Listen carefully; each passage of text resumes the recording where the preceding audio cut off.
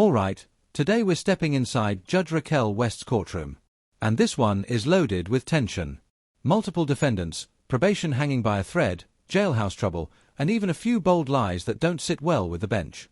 From Eric Forno fighting to keep his freedom to Kendrick Walker trying to explain his actions, every word here could shape years behind bars. And trust me, Judge West isn't letting a single thing slide. Stick around, because what starts as a routine sentencing quickly turns into one of the most unpredictable sessions we've seen. Good morning. You're Eric Forno, and will your client waive the formal reading of the indictment? You will. Mr. Forno, in cause number 25 DCCR 0267, you're charged with the third-degree felony offense of injury to a child, elderly, or disabled individual, and that's from January 24th of 2025. And how do you plead to that charge? Are you pleading guilty freely and voluntarily? And are you pleading guilty because you actually did what they've charged you with? Speak up, please. Yes, ma'am. I have here on the computer some documents that have your signature on them that the state has marked as exhibit number 1. Before you signed these, did you go over them with Mr. Rojas? Yes, ma'am. Do you fully understand them? And do you understand, if I follow the agreement that you've made with the district attorney, that you'll be waiving or giving up any right to appeal? And it looks like the agreement that you've reached is for a 5-year deferred adjudicated probation. There would be a $1,000 fine, and you would be required to follow all of the rules and conditions of probation. Is that your understanding? Do you also understand that if you're not a U.S. citizen, a plea of guilty or no contest may result in your deportation, exclusion from admission to the country, or denial of naturalization under federal law? Yes, ma'am. State tenders number 1. No objection. It's admitted. Is there any evidence that Mr. Forno is not competent? No, Your Honor. All right, sir, I'm going to find that you entered your plea of guilty freely and voluntarily. Find that you're mentally competent and you understand the nature and the consequences of that plea. Find sufficient evidence to find you guilty. However, I'm going to reset your case and not find you guilty at this time so that the probation department can do a pre-sentence report. That'll give me more information about you and your case, and then we'll come back later for sentencing. You need to stop and talk to probation on your way out of the courtroom, and she's sitting at that desk right over there, okay? You can go. Yes, sir. See, Scott Howell. Do we have updated reports and everything? Okay, let me just double check that. Everything's going well. Yes. Good morning, how are you? Good morning. You're Scott Howell, Yes, ma'am. and this is cause number 17-27401. Mr. Howell was previously found not guilty by reason of insanity and has been, hold on a second, just pulling it up, allowed to be in outpatient treatment for quite some time now, and so we're here for our yearly check-in. I have received the report from Dr. Krapon dated July 31st of 2025. Looks like everything is going well and there aren't any issues, and he recommends continued treatment in the way that we've been doing with regard to outpatient treatment. Is there any other evidence, Mr. Nichols? Nothing from the state, Your Honor. Mr. Rojas? No, Your Honor. All right, then at this time. Here's where the pressure really kicks in. Eric Forno may be on probation, but Judge West isn't convinced he's been playing by the rules. Watch his body language as the questions tighten. He leans away, dodges direct responses, and suddenly his credibility is hanging by a thread. This is the point where his freedom starts slipping, not because of the original charges, but because of the way he carries himself in front of Judge Raquel West. I'm going to find that the appropriate treatment is still the outpatient treatment. You need to continue doing everything you're supposed to, and we shouldn't have any issues, and we'll see you next year. All right, you're free to go. And judges, this is a third degree as charged. I Where think are next we year will on be the this? last time. Okay, perfect, thank you.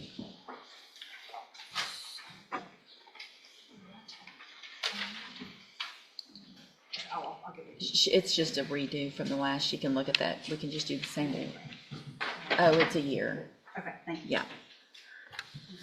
It's technically the year civil commitment. It's just outpatient. So it's Mr. Samuel. Mr. Rennick, are you ready on your sentencing? Yes, Your Honor. On Kendrick Walker.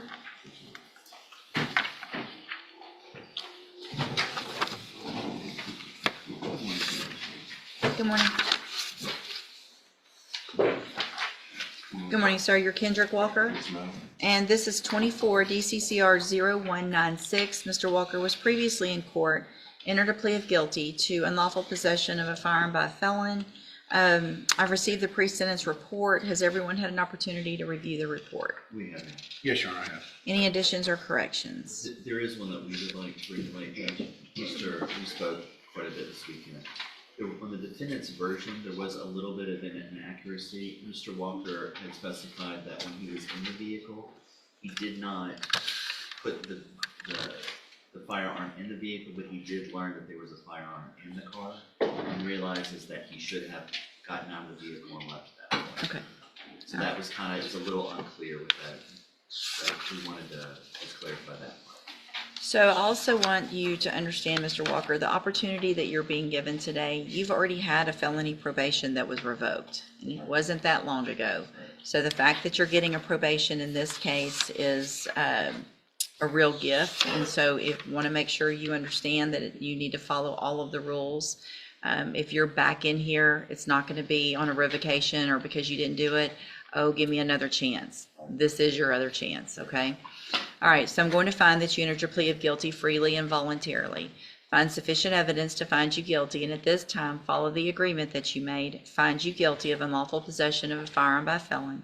Sentence you in accordance with that agreement to a term of 10 years in the Institutional Division of the Texas Department of Corrections, but probate that. You'll be on probation for 5 years.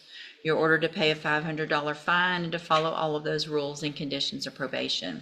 Obviously, if you do that, again, this is a great opportunity because you're going to be able to serve that 10-year sentence while you're out on probation. The other side, though, if you're back in here, you've already agreed to a 10-year sentence. And so please make sure you follow all of those rules.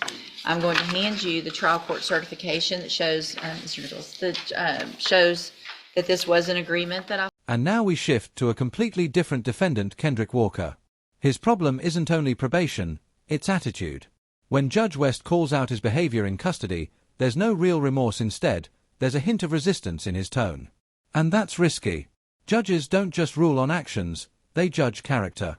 And right now, Walker's character is hurting him far more than the violation itself. And so you've waived your right to appeal.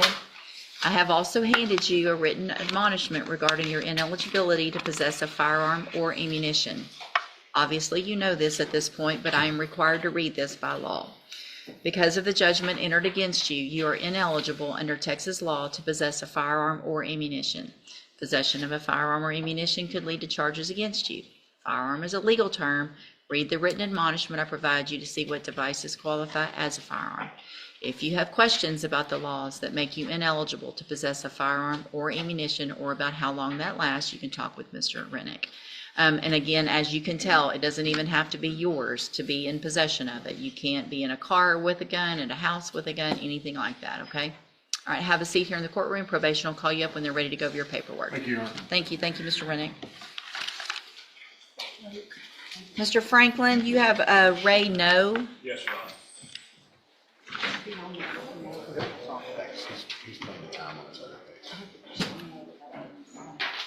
Good morning.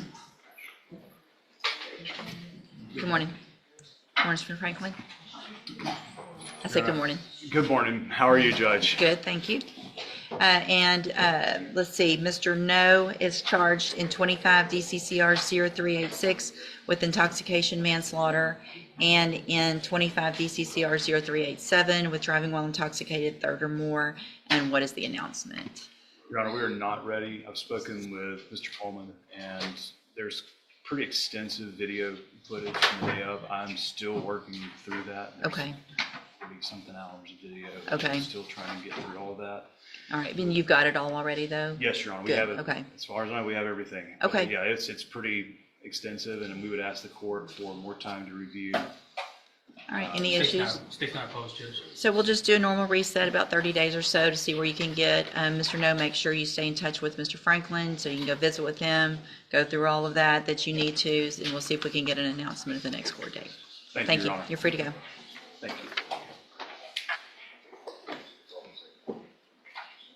Ms. Holmes, you have Isaac Talley sentencing.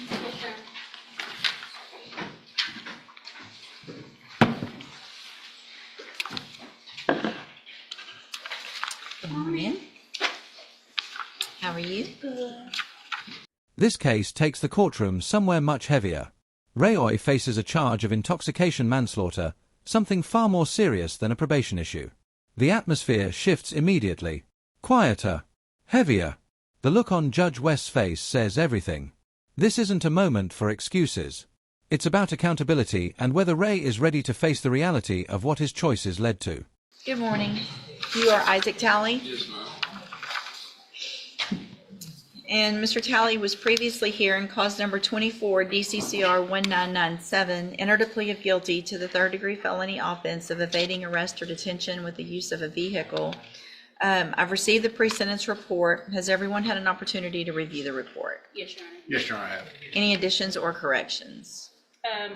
Only one correction of where his mom resides, but that's it. Okay. Anything, Mr. Nothing to Nichols? say, Judge. All right, Mr. Talley, I'm going to find that you previously entered your plea of guilty freely and voluntarily. Find sufficient evidence to find you guilty. However, I'm going to follow the agreement that you made with the district attorney and defer all proceedings and place you on probation for 3 years. You're ordered to pay a $500 fine and to follow all of the rules and conditions of probation. If you do that, this is an excellent opportunity because you don't have a felony conviction on your record. And at the end of the probation period, if you're successful, the case is actually dismissed. You'll never be a convicted felon, which is a very big deal. The other side of that is if you violate any condition of probation, you can be brought back into court, found guilty, so you become a convicted felon, and I could sentence you to prison anywhere in the punishment range, which is between 2 years and up to 10 years in prison. Do you understand? Also, a part of your probation is going to be that you're required to get your GED. I'm going to require that you start that process within 30 days. It's important to me. It should be important to you. It will help you in your future to get that taken care of. And so if you don't, it's a violation of your probation. You could go to prison just for not doing that. So obviously you need to take that very seriously, okay? I'm handing you the trial court certification that shows this was an agreement that I followed, and so you have waived your right to appeal. You need to have a seat here in the courtroom. Probation will call you up to her desk when she's ready to go over all of your paperwork. All right, good luck to you, sir. Thank you, Ms. Holmes. Thank you. See, I think Mr. Jeffries was doing paperwork, right? He had a tablet. I think so.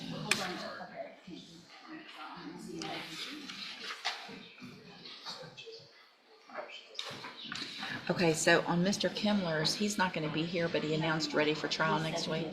Mr. Smith has Ashley Broussard. It's set for trial next week with Mr. Kimler. He has a trial protection order in another county.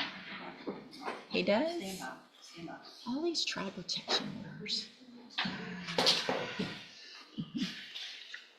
And were we going to make the defendant be here or no? I didn't tell him. Ashley Broussard? Okay. Ms. Broussard, just stay in touch with Mr. Kimler. He's going to let you know in your bondsman if you need to be back for trial next week, okay? He could tell him Orange, that he could tell him Orange has a trial protection order beginning the 27th.